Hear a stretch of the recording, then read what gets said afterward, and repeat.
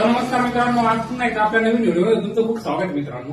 तर आपल्या एका मित्रांची कमेंट आली होती, म्हणजे किरण भाऊ, ज्यावेळेस आपण लेंटल लेवल पूर्ण होती, म्हणजे चौकट लेवल पूर्ण काम होतं म्हणे. तर चौकट लेवल पूर्ण काम झाल्यानंतर आपण जो वरून जी रिंग टाकतो, काही भागामध्ये रिंग म्हणतात, काही भागामध्ये लेंटल म्हणतात. तर ते लेंटल आपण पूर्ण भितीवर टाकला पाहिजे, म्हणजे ते खिडकीदार तेवढ्या ठिकाणी टाकला पाहिजे. तर त्याच्यामध्ये वेगवेगळे भाग पडतात. तर राहुल मिस्त्री आपल्याला एकदम सोप्या भाषेत सांगणार आहे की कोणत्या प्रकारच्या कामामध्ये तुम्ही कशा प्रकारे लेंटल टाकू शकता आणि कोणत्या प्रकारच्या कामामध्ये पूर्ण लेंटल कशा टाकू शकता. तर पूर्ण व्हिडिओ शेवटपर्यंत पाहिजे मित्रांनो, कारण की सगळ्यात महत्वाचा व्हिडिओ असल्यामुळं शेवटपर्यंत पहा आणि तुमच्या घराचे जेवढे पण कामं चालू असतील तुम्ही मित्राचे पाहुणे सगळ्यापर्यंत आपला व्हिडिओ पाठवा. तर राहुल मिस्त्री नमस्कार. नमस्कार. तर राहुल मिस्त्री आपल्या मित्रांना एकदम सोप्या पद्धतीने सांगून द्या, जेणेकरून त्यांनी आपल्याला कमेंटद्वारे म्हणजे विचारलं होतं का त्यांनी कशा प्रकारे लेंटल टाकलं पाहिजे. तर पूर्ण एकदम पहिल्यापासून शेवटपर्यंत सांगा कशी पद्धत केली पाहिजे. सर्वात प्रथम आपलं बांधकाम कोणत्या पद्धतीचे, 4चं आहे का 6चं आहे का 9चं आहे हे लक्षात घेतलं पाहिजे. जर आपल्याला 4चं जर असं तास आपण तो एक पाठ टाकून वर लेंटर टाकू शकतो, पण ते पूर्ण टाकायचं आहे.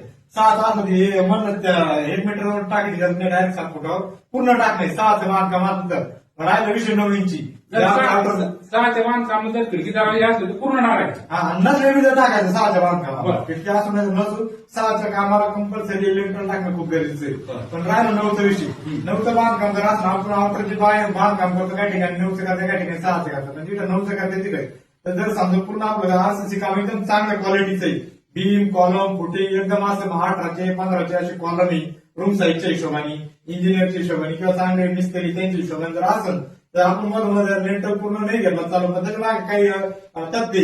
तर समजा आपलं बाहेर व्हिल्युएशन खूप हार्ड आहे, म्हणजे त्याच्यावर विटाचं बांधकाम आहे, आपण सज्जाचे काढतो खिडकीच्यावर, त्याच्यावर तर त्या ठिकाणी आपल्याला लेंटर घेणं गरजेचं, जो की लेंटर जाळा भरणं गरजेचे आहे. आणि जो सज्जा भरणार त्याला आपण चिमटे टाकणार आहे, त्या हिशोबाने आपल्याला ते बांध नाही. पण तुमचा नुसतं साधा आपण काहीतरी सज्जा काढणार आहे, पाऊस मागू नाही म्हणून त्या ठिकाणी 4x4ची खिडकी आपण त्याला जर असं लेंटर टाकला पूर्ण तर त्याची काही एवढी आवश्यकता नाही. पण तुमचं स्थानिक तिला बेस कसं आहे ते महत्वाचं आहे का लक्षात घ्या नाही, मग त्यानुसार तुम्ही ते काम करणार.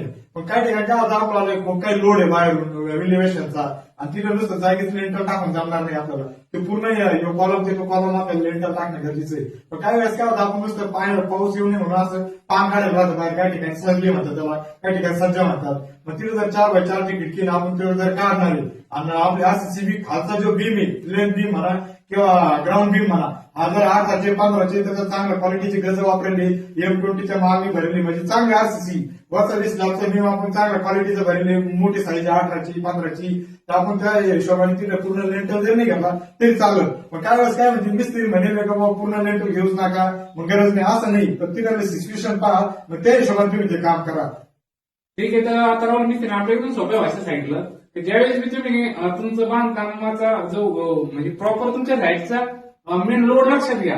जर तुमची खिडकी जर फक्त 4x4 किंवा 4x5 जर असेल, बाहेरून कोणताही लोड नसेल त्याच्यावरती आणि डिझाईन नसेल, तर तुम्ही फक्त तात्पुरत्या एवढ्या खिडकीपुरतं जरी लेंटर घ्यायला चालतो, फक्त तेवढं बघ का.